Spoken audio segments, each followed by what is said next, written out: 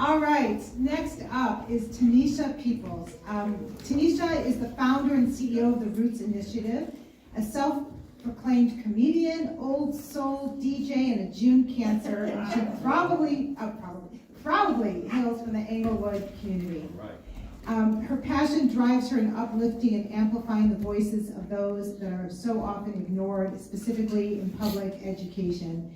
And Tanesha's work has been featured in Blabby, am I pronouncing that right? Ebony Magazine, the Black Wall Street Times, and Chalkbeat. She's been recognized as a mover and shaker with Black Minds Matter. And while Tanesha isn't sure she'll see the change she's fighting for during her lifetime, she is committed to going down trying. And in my opinion, you have the perfect name, Peoples, for all the work you do. So please come on up.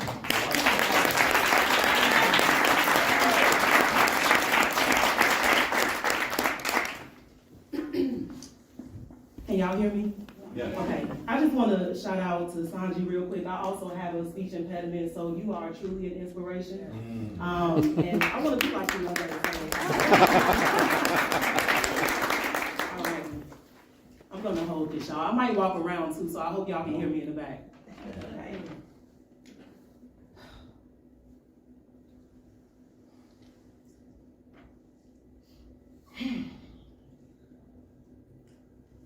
On August 14th, 2021, I came home with some groceries, excited to make myself a sturdy Sunday dinner.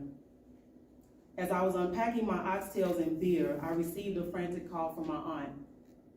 Andre's been shot. Can you get to the University of Chicago? She cried. What she was saying didn't make sense at first. When she said Andre, I thought she was talking about her older son that's been in Minnesota for years. Then it dawned on me that she was talking about her grandson and my 15-year-old cousin. I immediately hopped in my car, and as I sped down the Bishop Ford, my aunt called again. Her voice trembling in agony and disbelief, she whispered, "He's gone." Tears of sadness and anger streamed down my face as I continued to drive. Feeling like it was taking hours to get to the hospital, my mind wandered to how I could have just come from a back-to-school event, encouraging those kids to be their best selves and learning that my little cousin had been killed all in the same day. And for the 1,000th time, I questioned my purpose, because why was I assigned this thing that felt so defeating and traumatizing? Finally, I arrived at U of C to find my family members mourning the loss of yet another loved one. Another loved one. This loss hit different, and it took me a while to figure out why. As a matter of fact, it didn't become clear until close to the end of my initial call with Susie a few months back, when we were discussing Big Shoulder stories. And when the why hit, it hit deep. Andre was a victim of spirit murdering.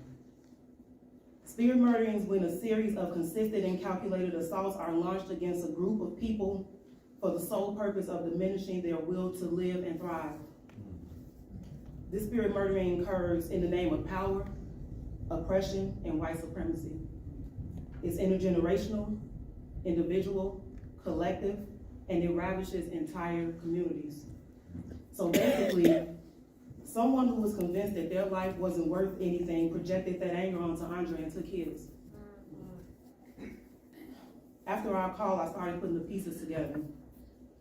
I realized that Andre's tragedy was the latest mirror lined up against the dark wall of others that portrayed a lifetime of my own spirit murdering.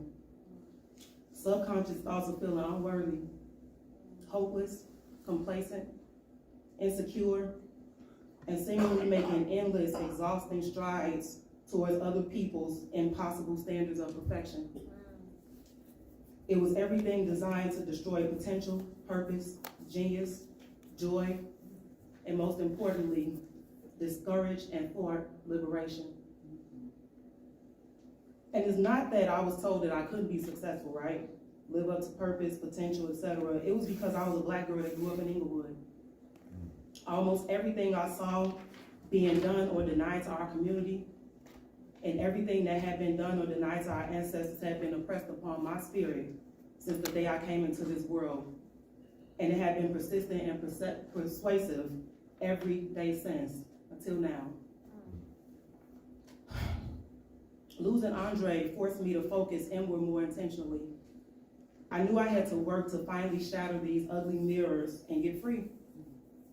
And in doing that work, I found the answer to my question that day in the car, why me? In my own healing and spirit revival, my purpose and mission is to support others in shattering the mirrors that reflect fallacious and manipulated perceptions of self. Because I can't be completely free until we're all free. And living a full life is living a free life. I wrestle with sharing this story because these days, I try not to amplify traumatic events or trigger anyone else's memories of loss. So in the spirit of love and light, I'd like to leave everyone with a few things. Andre's spirit lives on in the love he had for his family and the love we will forever have for him. His memory will not be lost in or summarized by a tragic headline. And his genius is celebrated and commemorated in the Roots Initiative. For Andre and others that have lost their lives as a result of spirit murdering, it is our responsibility to avenge their genius, their potential and purpose, and by living and thriving fully and authentically in our lives. It is our responsibility and mission to be free. And to everyone within the reach of my voice, especially us Black and brown peoples whose mirrors have been stained by the world's ugliness, I see you. I see us. We are wonderfully made, beautiful, talented, and one day soon free. Thank you.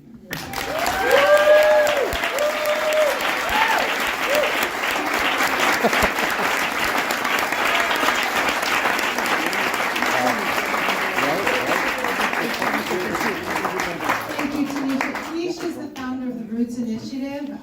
Please look it up. Check out the work she's doing, the difference she's making. Beautiful. And I wanted you to know I was introduced to Tanesha by our mutual friend Nicole Johnson, who I met through Chicago Scholars.